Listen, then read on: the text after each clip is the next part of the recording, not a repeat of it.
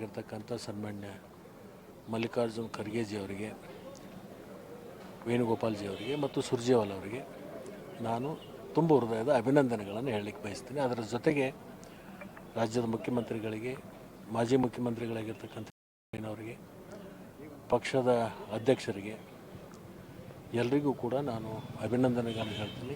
ಒಂದು ಅವಕಾಶ ಕೊಟ್ಟಿದ್ದೀರಿ. ಇದನ್ನು ಅವಕಾಶವನ್ನು ಸದ್ಬಳಕೆ ಮಾಡಿಕೊಂಡು ಪಕ್ಷಕ್ಕೆ ಮತ್ತು ಸರ್ಕಾರಕ್ಕೆ ಗೌರವ ಬರುವ ನಿಟ್ಟಿನಲ್ಲಿ ನಾನು ಕಾರ್ಯವನ್ನು ಮಾಡ್ತೀನಿ. ಸರ್, ಹಿಂದೆ ನೀವು ಬಿಜೆಪಿ ಇದ್ದಾಗ DCM ಆಗಿದ್ರಿ, ಈಗ ಇಂಥದ್ದೇ ಖಾತೆ ಏನಾದರೂ ಬೇಕಂತ ಏನೋ ಎಕ್ಸ್ಪೆಕ್ಟೇಷನ್ ಇದೆ ಸರ್? ಇಲ್ಲ, ಅದ್ರ ಬಗ್ಗೆ ಚರ್ಚೆ ನಾನು ಮಾಡಿಲ್ಲ.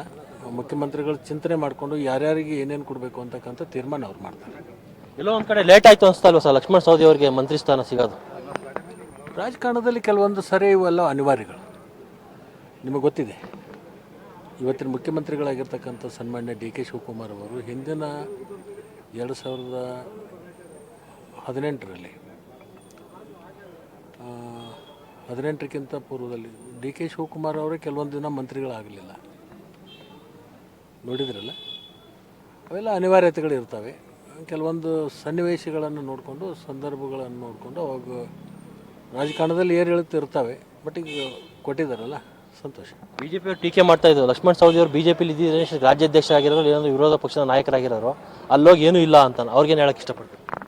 ನಮ್ಮ ಕಡೆ ಹಳ್ಳಿ ಒಳಗೆ ಒಂದು ಮಾತು ಹೇಳಿದೆ, ಅತ್ತಿಗೆ ಮೀಸಿ ಬಂದರೆ ನಾನು ಮಾವ ಅಂತೀನಿ ಅಂತೇಳಿ. ಅತ್ತಿಗೆ ಮೀಸಿ ಬರಲ್ಲ, ಇವರು ಮಾವ ಅಂತ ಕರೆಯೋಕ್ಕಾಗಲ್ಲ. ಇಂಥ ಆಗದಾರ್ದ ಮಾತುಗಳನ್ನು ಹೇಳ್ಕೊತಿರ್ತಾರೆ. ಸಂತೋಷಕ್ಕೆ ಅವರು ಹೇಳ್ತಿರ್ತಾರೆ. ಕೊನೆಯದಾಗಿ ಕೆಲವೊಂದಿಷ್ಟು ಉತ್ತರ ಸಿಕ್ಕಿದೆ ಅಂತ ನಾನು ತಿಳ್ಕೊಂಡಿದ್ದೆ. ಇದನ್ನ ಚರ್ಚೆ ಯಾಕೆ? ಕೆಲವೊಂದಿಷ್ಟು ಮಂದಿ ಸಚಿವ ಸ್ಥಾನ ಸಿಗ್ತಿರ್ತಕ್ಕಂಥ ಸ್ವಲ್ಪ ಮಟ್ಟಿಗೆ ಅಸಮಾಧಾನವನ್ನು ವ್ಯಕ್ತಪಡಿಸ್ತಾ ಇದ್ದಾರೆ. ಏನು ಹೇಳ್ತೀವಿ ಅವ್ರಿಗೆಲ್ಲ? ಸ್ವಾಭಾವಿಕ, ಸಿಗಲಾರ ಸಂದರ್ಭದಲ್ಲಿ ಅಸಮಾಧಾನ ಆಗೇ ಆಗುತ್ತೆ. ಕೊಟ್ಟವರಿಗೆ ಖುಷಿ ಆಗಿರುತ್ತೆ.